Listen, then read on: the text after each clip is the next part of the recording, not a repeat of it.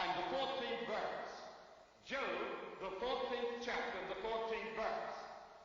Now, Job is in the Old Testament, and it's the oldest book in the world.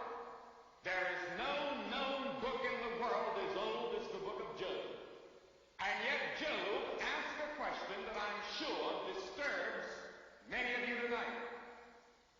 He asked a question that every great philosopher has wrestled with.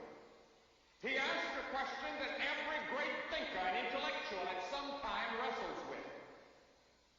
He asked the same question that one of the greatest scientists in this country asked me about 3 weeks ago. He said, science knows nothing about it, but he said, I'm disturbed about it and worried about it. Here's the question.